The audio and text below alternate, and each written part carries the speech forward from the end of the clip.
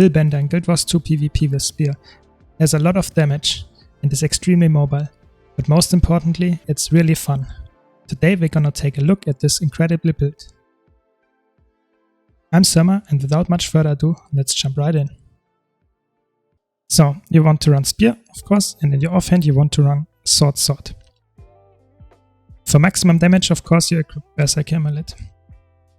Get a little bit more health pool and higher vitality, you use Rune of the Warrior. It also gives you some power. It's just a really nice choice because you otherwise would have really low HP. And for your relic, you actually choose one of the newest ones, which is Relic of the Storm Singer. You have so many mobility skills that this procs quite often, because every time you use a movement skill, the next attack you do will deliver an arc of chain lightning. And that's actually surprising quite a lot of damage that it adds to this build, to your build. And on your weapon sets, your sword, you will want to run Cleansing and Energy. On the Spear, which is your more aggressive weapon set, you want to run Sigil of Battle for more might and Sigil of Exploitation for just more execution damage. By the way, if you want to see more builds guide like this, don't forget to subscribe. Now to the traits. So, you're playing really aggressive traits. So, you're playing Radiance, Virtues, and Willbender. In Radiance, you get some Light Aura and Blindness on your F1, which you can cast quite often. Then every time you kill a foe, your Virtue skill 1 is renewed, which is really good. And you get some more, let's say, crit chance and ferocity, which is quite nice. The crit chance is only against Burning Force, but that's actually quite often the case. So, and you get some right hand strength. It's just increasing your damage output by power and precision. And then you get some strike damage while you have resolution. And this build has quite a lot of resolution uptime. Therefore, it's quite often the case that you get this buff. Then you get Righteous Instincts, which will increase your crit chance while you have resolution, which is huge. 40% more crit chance. It's crazy. And you get 1 might stack per second that you have resolution. So you get every second you get 1 might. Really good. Then in Virtues, you get some boons when you cast your Virtues, and you get more damage per boon, which is also quite nice. Then you get Resolution when you cast a Virtue, and Resolution has longer duration, so you see that's why it's really strong to run both of those straight lines. Then you get some recharge reduction on your Virtues. Condition damage is not important. And then you get some more power damage above the health threshold and while you have Aegis, so you're aware that you deal even more damage when you are full health and have Aegis, so it's really strong. Then you run either Absolute Resolve, which is a condition cleanse on your F2, which is quite nice because you have a low cooldown there. And the passive effect is stronger, but if you feel like you don't need the sustain from this, because you don't need condition cleanses that often, or you just lack damage, which I doubt, but if you want to get even more damage, you can swap to this. It's a almost permanently 10% damage up, which is really strong. I would say if you don't face condition heavy teams, you can swap to this, but if you really need condi clears, this is the way to go. And then you have this, which is really important because this makes your F3 a stun break, and you will get stability. So it's like your panic button when you get stunned, you can use it and you won't get stunned after that most of the time. If you don't get corrupted, that is. So really strong. And then Willbender, of course. So it changes your Virtues so that your Virtues will get much lower cooldown and are all movement skills. And they give you some buff that, let's say, alters the attacks that you do afterwards. So if you do this, you will get the next attacks will apply some burning, and it's quite a nice damage up. But this is much more important because it will heal you when you use it, but it will also heal you when you hit and target with this. So if it's like a small healing skill. If you can land a burst in a lot of enemies with a lot of small hits, you heal quite a lot by using this. And then of course this is really strong because it will grant you a lot of boons. Of course, it's a stun break, but it will also give you stability whenever you hit someone, which is really good. And therefore, it's like you stick on your target when you use the skill for the next few seconds, because you have stability, you can't get interrupted. Really strong. Okay, but back to the traits. So your Willbender Flames, which is your F2, will give, let's say, more healing, and you have more vitality. So that's really good. Or they give healing. It's the trait. And then that's really important. It's underrated, but it's really important. You should always take this. Activating Crashing Turrets grants resistance, so it's even better. So you have resistance and stability and protection. So you're, let's say, unstoppable most of the time. It's really strong.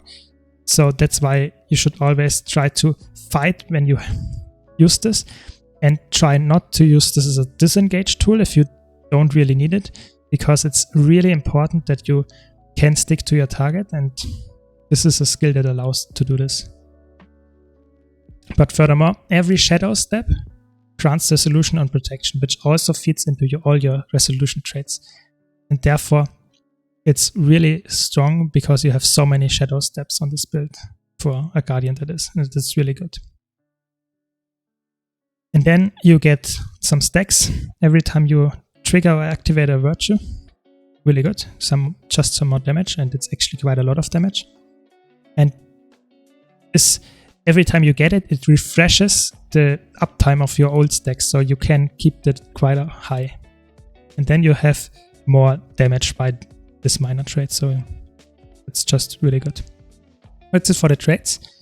I explained the virtues already. For utilities, you of course want Signet of Resolve. It's really strong now after the buff, so it will just remove passively every few seconds some conditions, but it will also remove 2 conditions when you activate it, and it's a really potent heal.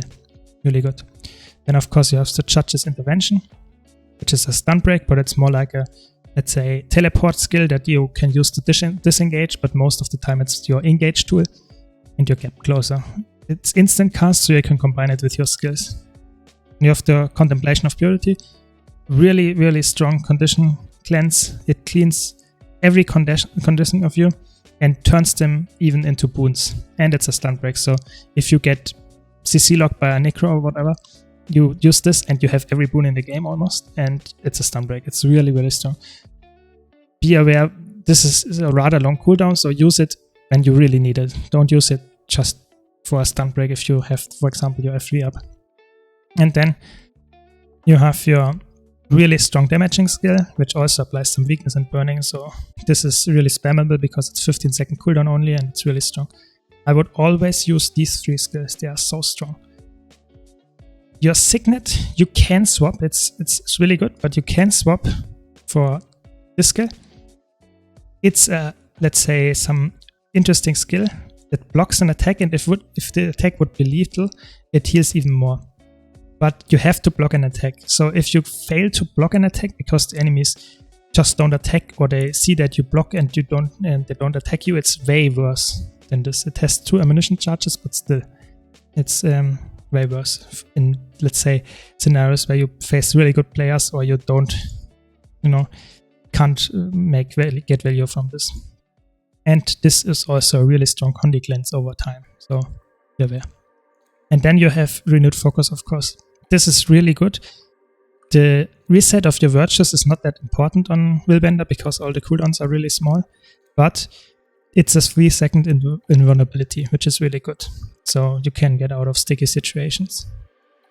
If you are, for example, playing ranked and you really want to farm enemy players and you feel like you don't need the invuln because it's on such a long cooldown, you can, in really rare circumstances, swap to this, Feel My Wrath, because it will give you quickness for a short time and your allies, and some Fury, which increases your damage output, of course, by quite a lot actually, and some super speed. So that's your really aggressive tool to engage on someone. If you use this and then teleport in, you do huge amount of damage in short amount of time, but you have to be aware that you will probably die if you can't kill the enemies fast enough, because you don't have any invulnerability or let's say reset tool. So it's an option, but it's not the best. In competitive matches, that's the only real elite you can use. Then sword, just shortly, is a teleport, the two, and there's a symbol at the end of them, and it's quite nice. This is now buffed. It blocks missiles, but you can move while doing it, and it shoots out projectiles that deal quite a lot of damage. The 4 skill is just some attack in front of you that deals damage.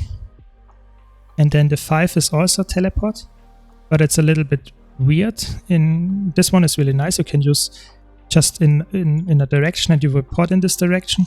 The 5 is weird that you will rush in this direction and then teleport, but you will only teleport if the target is in range.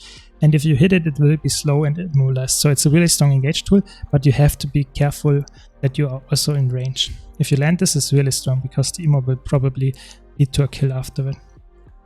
And then you have your spear, which is the new weapon. It's some nice healing and cone attack. It's okay, but you're not, let's say, a healer, therefore it's not that strong. And then your 2 skill is a, let's say, a charge attack, which will also deal some damage and heal. But if you charge through an enemy, you will get illuminated, and it's empowering the next spear skill.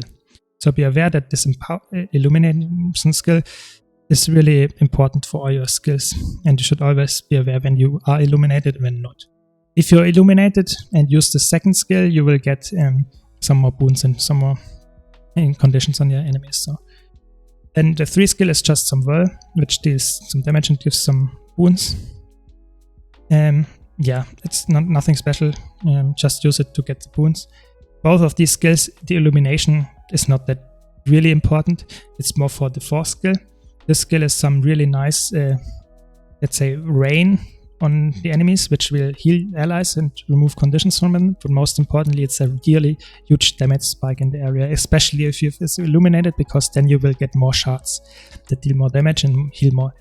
So if you can use that as illumination, it's really strong. It can cleave a team fight and one-shot a lot of targets there if you land this. It's really strong. And your symbol of luminance is actually really good because it's not only a symbol that gives you resistance, it's a really strong boon, but it will also make, while you stand in it, illuminate all following attacks. So it doesn't matter if you just used one, it will still illuminate everything. It's really good.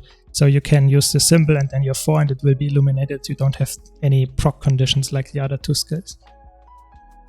You can get even illuminated, I have to mention that, when you stand in the rain. So okay, that's it. And this is also knockback, which is also quite nice because you can engage with this, knock the enemy back so they can't, dodge the next attack, and then you instantly do this, for example, and it's a huge damage you put out there with the illumination. So that's it for the skills.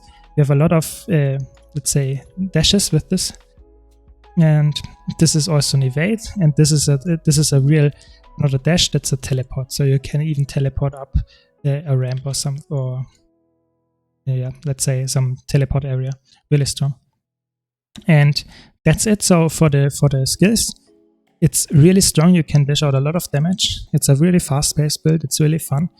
You should give it a try if you have not so far, especially as the new spear gives it some nice burst potential as well. I have to mention that this build can easily be run with greatsword instead of spear, but that's an old weapon, so it's quite boring. So if you want to try spear, this is the build for you. And I hope you liked it. If you did, please leave a like, and I hope to see you in the next video. Thanks a lot for watching.